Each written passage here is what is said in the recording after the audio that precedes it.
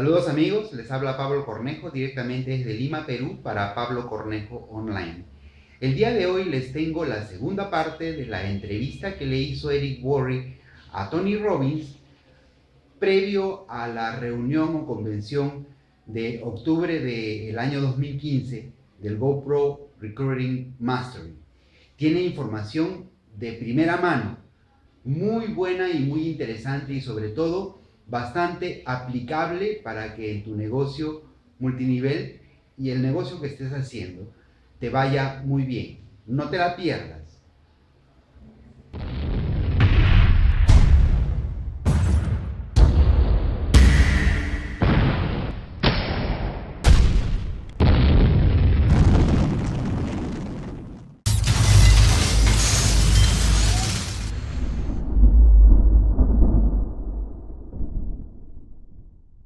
Hello everybody, my name is Eric Worre and welcome to our special webinar with Tony Robbins on the power of network marketing. In this webinar, you're going to hear an extended interview from him on the power of network marketing. So let's get started. Let's take you to our special interview with the one and only Tony Robbins.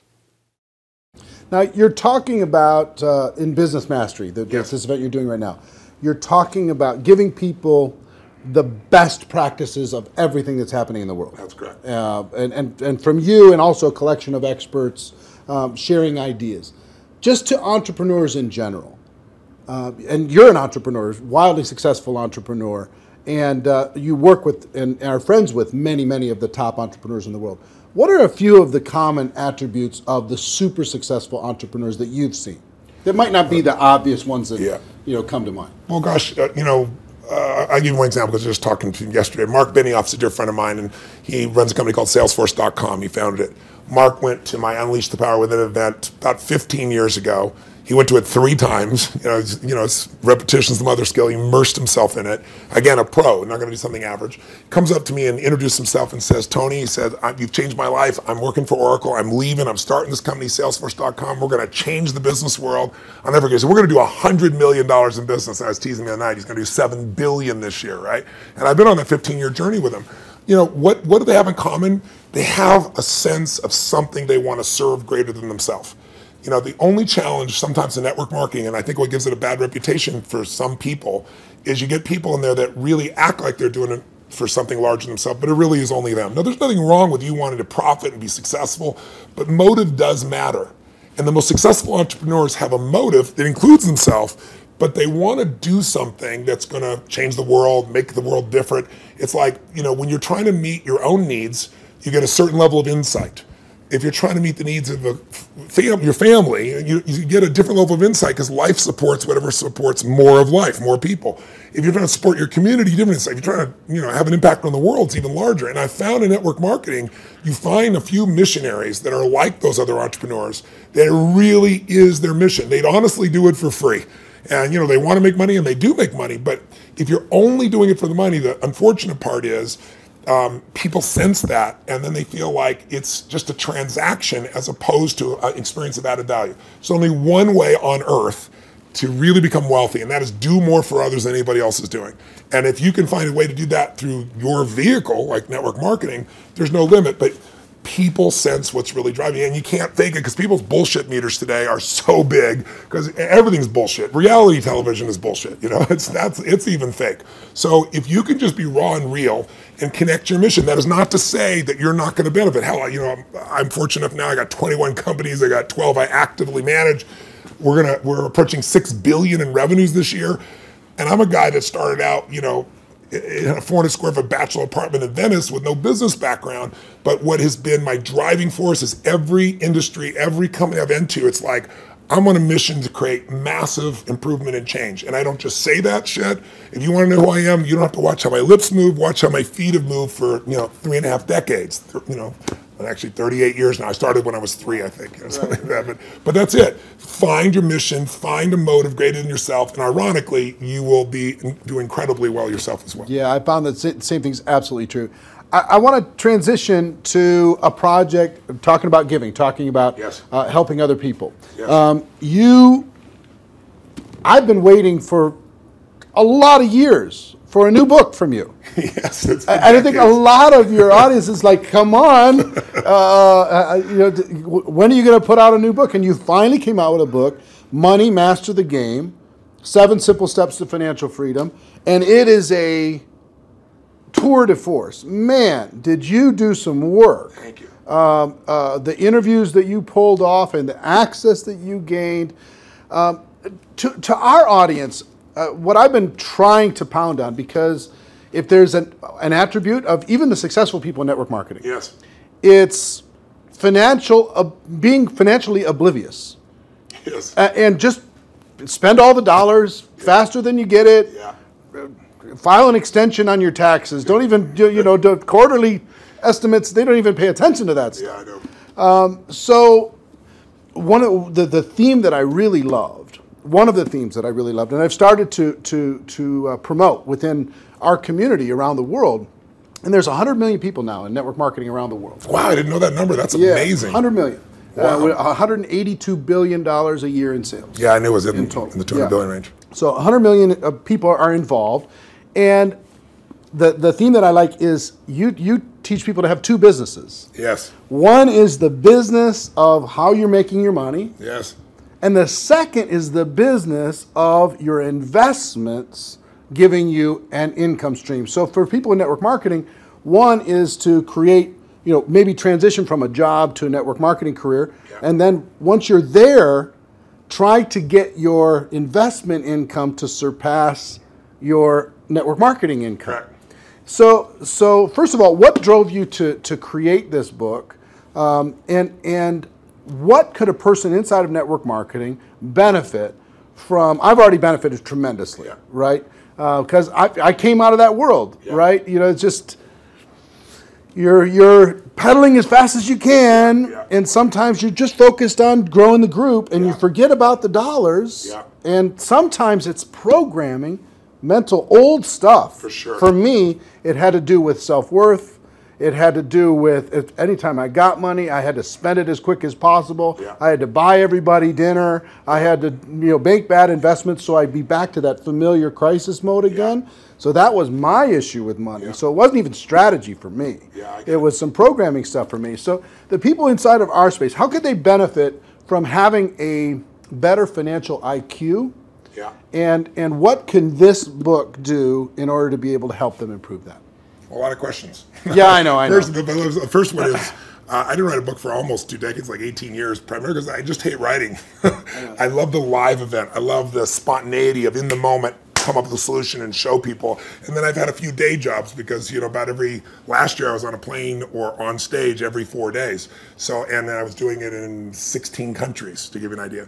I love 10,000 people and the energy, the impact. Sitting a solitary writing book and what to do. So why did I write a book even then? I don't need to write a book. Simon Schuster's had an offer for me forever and wanted me to do it. Was because in 2008, when I saw mass number of families losing their homes, mass number of families losing half their retirement, it wasn't like statistical to me because I grew up with no money. I grew up in an environment, we had no money for food. In fact, I donated all the profits of this book in advance. I've been feeding 4 million people a year for the last 10 years. I've been feeding people since I was 17, because when I was 11, my family got fed, and I said, I'm going to give back. So 17, I fed 2 families, and then 4, and then 8, and then my small company got involved, and eventually I got to $1 million, and then 2 million, and then for the last 6 years, I've matched the 2 million that my foundation does, personally feeding 2 million. But I thought, I fed 42 million people in my life.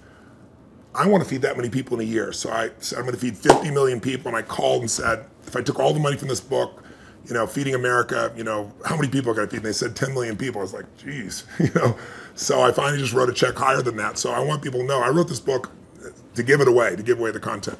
But I wrote the book because I wanted people to have real answers, and I have a unique gift that most people aren't aware of, and that is I've been coaching one of the top 10 financial traders in the history of the world. His name is Paul Tudor Jones, for 22 years. This is my 22nd year with him.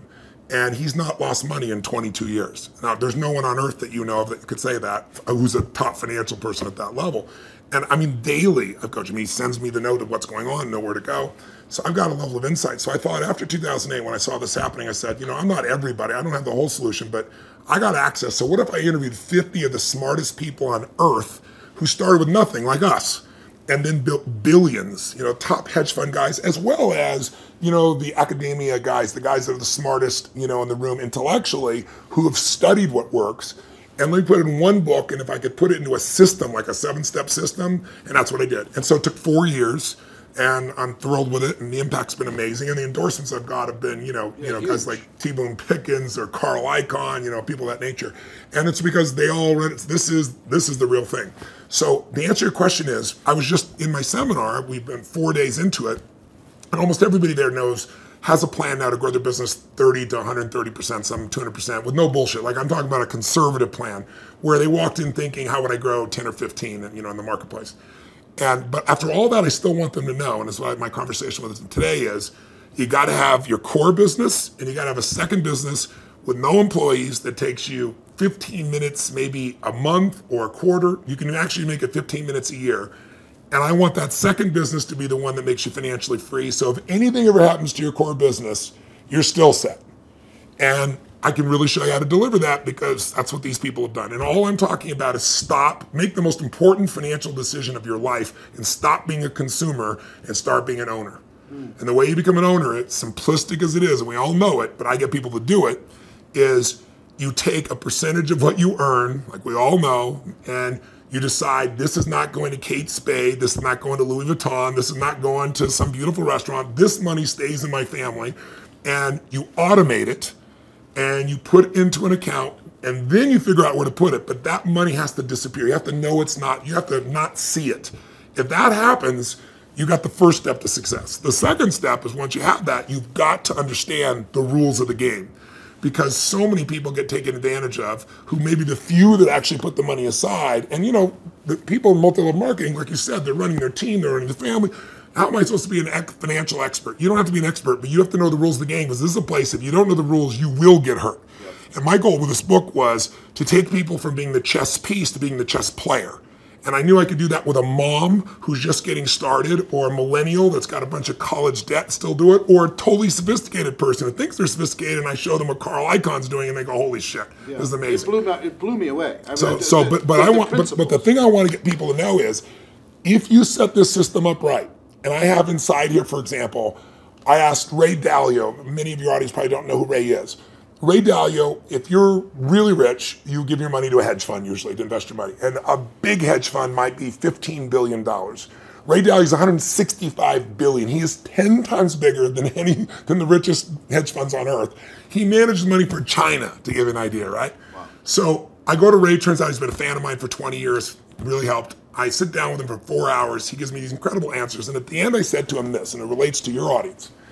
I said, look, I deal with people that have 20-day jobs. I mean, they're trying to be a mom, a dad, do something in the community, run their business, be an athlete, do well financially, do something for the community. And I said, they don't have time to be a professional. And you just got done telling me these professionals might be nice people, but they will never, they're never going to do it.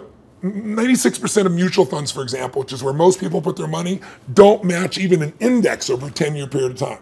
That means if you're here in Vegas and you go play blackjack, and you say, I'm going to find the 4% that are successful. If you play blackjack and you get 2 face cards and your inner idiot says, hit me, you have an 8% chance of getting an ace. You got a 4% chance of getting a mutual fund. So I said to him, Ray, what you've shared is amazing. I'm going to teach this. But you got to teach me this principle of what you do in actual numbers, so people could just go do it. 3% of this, 10% of that. He goes, Tony, I can't give you that. He goes, that's my secret sauce. People have to have a $5 billion net worth and give me $100 million before I'll even consider taking their money. And he said, that was 10 years ago. And I said, that's the point. You haven't taken money in 10 years. You're not going to take any more money. So give me the secret sauce. Help me help the average person, right? And I got him. He goes, well, Tony, he goes, it's really complex. I said, I'm good at taking complex and make it simple. He goes, well, I use leverage. I said, design one without leverage. He goes, it wouldn't be perfect. I said, your idea of not perfect is everybody else's idea of Da Vinci, So I said, and he goes, well, and he lays out this plan. And he goes, go back test that. He goes, when people talk about past performance doesn't equal future performance, That's because it's like a 5 or 10 year period of time. You said test it over the entire modern history of investing, say 75 years, and tell me what you find out. I hired the firm to test it. 85% of the time in the last 75 years, think about all the up and downs of markets in the last 85% of the time it's made money. And when it lost money, it didn't lose 50% like 2000 or 51% like 2008. It lost 3.99%, just under 4% in the worst time. If you could go to Vegas and make money 85% of the time when you only lost 4%, how much would you invest, right? How much would you invest? Town wouldn't be here. So I want people to know this book will show you exactly step by step what to do. And you want to set it up so that everything you do, your day-to-day business is wonderful. But if that went away, you're still financially set. You can start even if you're small. You can start with nothing. Start with $1,000, $500 to make this thing happen, and it'll guide you straight through it. I love it. Everybody, please get this book, get your hands on it, make sure your teams get this book, have some concepts, get the concepts ingrained, put it into your training, make it a part of your culture. Think of it as this is an area you got to master, but it's not something that takes a lot of time. Yeah. That's why I call it Money Master the Game. It's a game. You want to master that game, and there's 7 steps. Anybody can do it. Right. Hasta aquí, amigos, la segunda parte de la entrevista de Eric Worre a Tony Robbins.